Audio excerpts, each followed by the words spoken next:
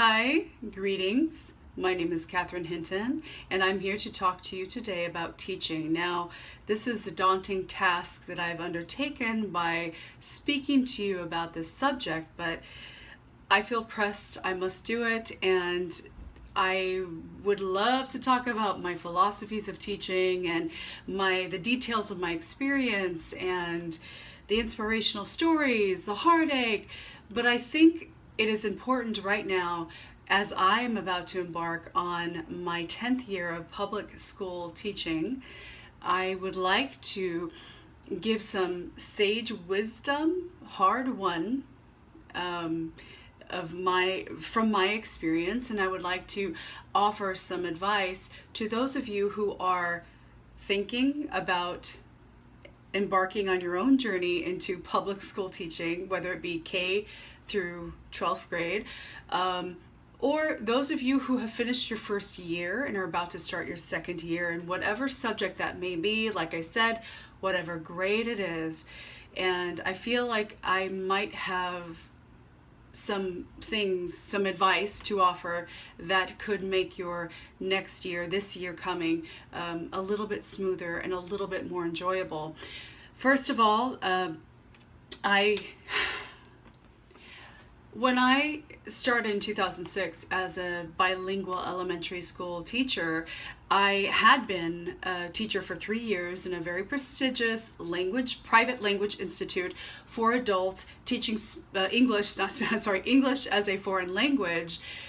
And then I had been promoted after 3 years of somewhat successful instruction in that particular institute and program. I had been promoted to supervisor and trainer of new teachers that were coming into the company, into the institute, to teach English as a foreign language.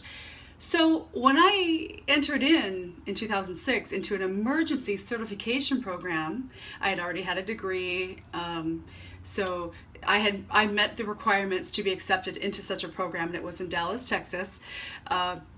I thought I had some knack, some panache, some talent for it. So I mistakenly thought that alone would prepare me for what may lie ahead, and I was seriously mistaken. So I'm going to tell you right now, especially this is your first year you're about to go into, even if you've had student teaching, which I didn't have the benefit of going through, it is a whole different beast. First and foremost, before you can even begin to think about lessons and the effectiveness of your instruction, you must do one thing first, one thing only, and it takes immense preparation. You must plan every single detail of your classroom. What do I mean? I mean how the procedures, how students are meant to enter your classroom, how they are meant to sit. You must have their seating assigned. You must think about how do they have pencils, especially if it is in an elementary or middle school setting. Believe me, I know of which I speak.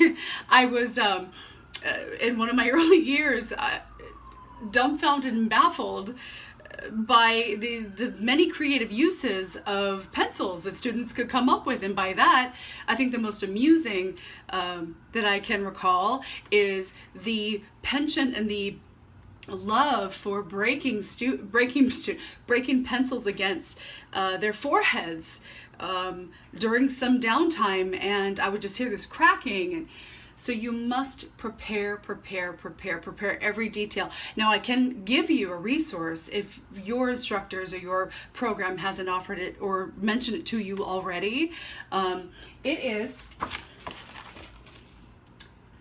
the Bible of Teaching. Okay?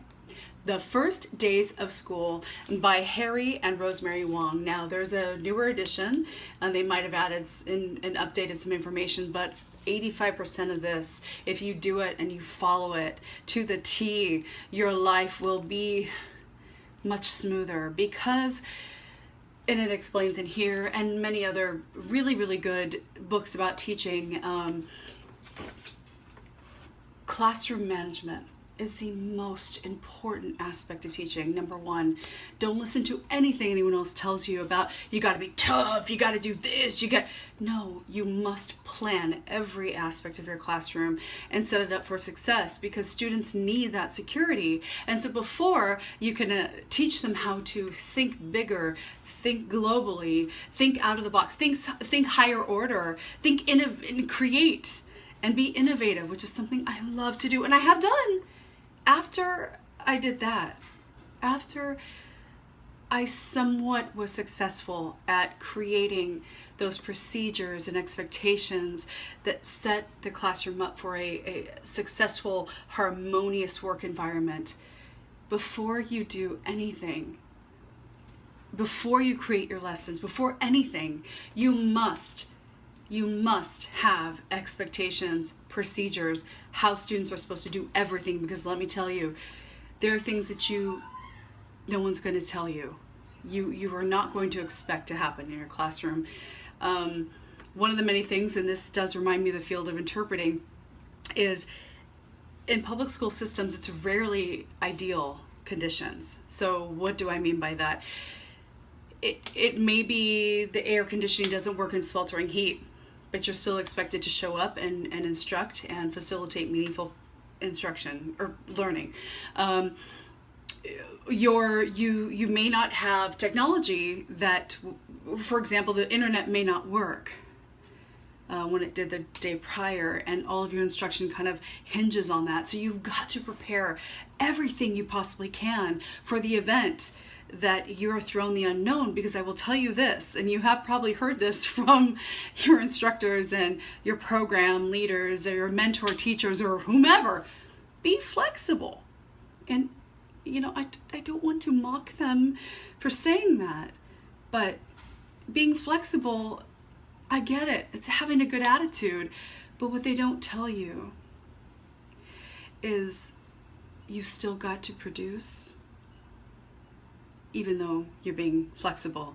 So you still have to get the students to learn something. You still have to get them motivated. You still have to get them ready for standardized testing or get them ready for their future. Whatever it may be, that day cannot be thrown away just because you had to be flexible. So keep that in mind.